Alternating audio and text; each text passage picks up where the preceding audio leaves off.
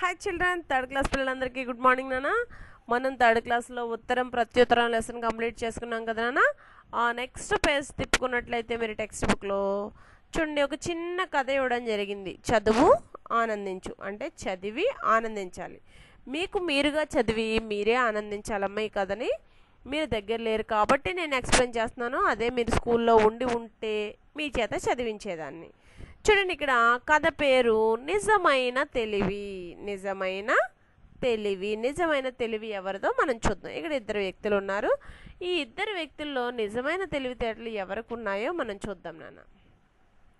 చూడండి, ఇక్కడ ఒకప్పుడు నసీరుద్దీన్ అనే తెలివైన మనిషి ఉండేవాడు. ఇతనే నసీరుద్దీన్.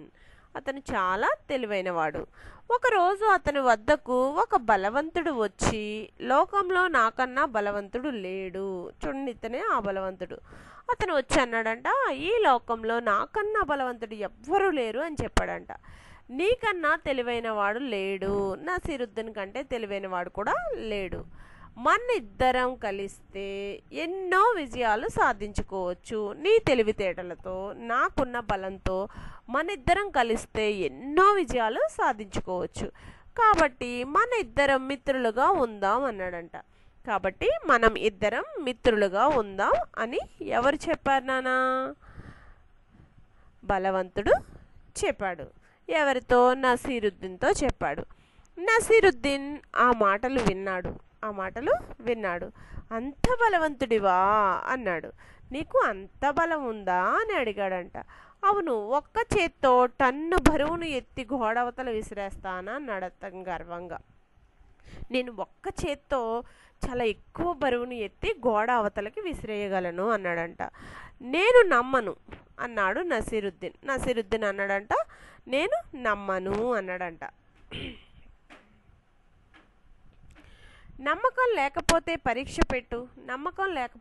నీకు నమ్మకం లేకపోతే ఏదైనా పరీక్ష పెట్టు. విజయం సాధిస్తాను. నేను ఆ పరీక్షలో విజయాన్ని సాధిస్తాను. నా బలం చూపిస్తాను అన్నాడు ఆ వ్యక్తి. ఆ బలవంతుడైనటువంటి వ్యక్తి అన్నాడంట, నీకు నమ్మకం లేకపోతే ఒక పరీక్ష పెట్టుకో. ఆ పరీక్షలో నేను విజయం సాధించి నా బలం ఎంత గొప్పదో నేను నీకు చూపిస్తాను అన్నాడంట.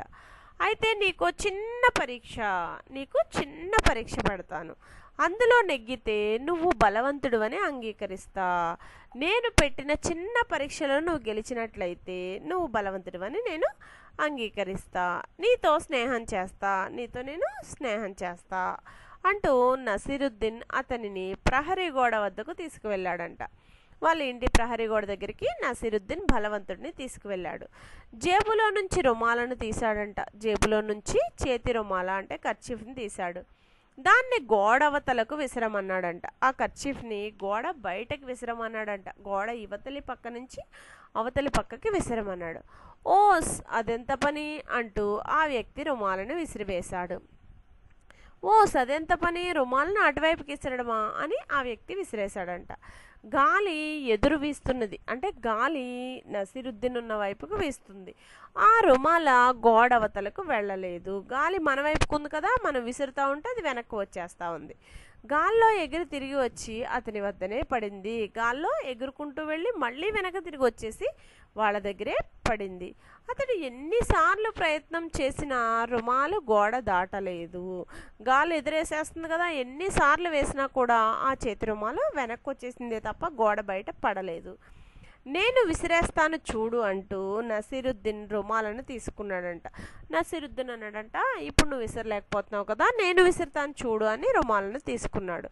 ఒక రాయిని రుమాలలో పెట్టి ముడివేశాడు. ఒక చిన్న రాయిని తీసుకుని ఆ చేతి రుమాలు అంటే కర్చీఫ్లో పెట్టి ముడేశాడంట. విసిరేశాడు. అది గోడ దాటి అవతల పడింది. అలా విసిరిన వెంటనే అది గోడ దాటి అవతల వైపు పడింది. బలవంతుడునని చెప్పిన ఆ వ్యక్తి ఓటమిని అంగీకరించాడు. ఓటమి అంటే ఓడిపోవడం. ఓడిపోయాను అని అంగీకరించాడంట. మనిషికి నిజమైన బలం తెలివే అన్నాడు నసీరుద్దీన్. మనిషి నిజంగా ఎంత బలంగా ఉన్నా అతనికి తెలివితేటలు లేకపోతే ఆ బలం ఎందుకు కూడా ఉపయోగపడదు అని నసీరుద్దీన్ చెప్పాడనమాట. చూడండి పిల్లలు, ఎంత బలవంతులైనా కూడా వాళ్ళ తెలివితేటలతోనే ముందుకెళ్ళాలి తప్ప బలంతో అన్ని పనులు చేయలేము, కొన్ని పనులు అయితే చేయగలమేమో కానీ అన్ని పనులు చేయలేము. కానీ తెలివితేటలతో ఎక్కువ పనుల్లో మనం ముందుకెళ్ళి విజయం సాధించవచ్చు. నిజమైన తెలివి బలంలో ఉందా, తెలివితేటల్లో ఉందా? తెలివితేటల్లోనే ఉందని ఈ చిన్న కథ ద్వారా మనం తెలుసుకున్నాం నాన్న. ఈరోజు మీరు ఏం చేస్తారంటే ఈ చిన్న కథని చక్కగా లైన్ టు లైన్ చదవండి నాన్న. మీరు ఆ బొమ్మ చూసి చక్కగా ఈ కథ అంతా కూడా ఒకసారి మీరే చదవాలి నాన్న. మీరే చదివి మీ ఇంట్లో మీ పేరెంట్స్ కానీ మీ సిస్టర్స్ బ్రదర్స్ ఎవరైనా ఉంటే వాళ్ళకి ఎక్స్ప్లెయిన్ చేయండి. ఒకసారి చక్కగా చదవండి కథని.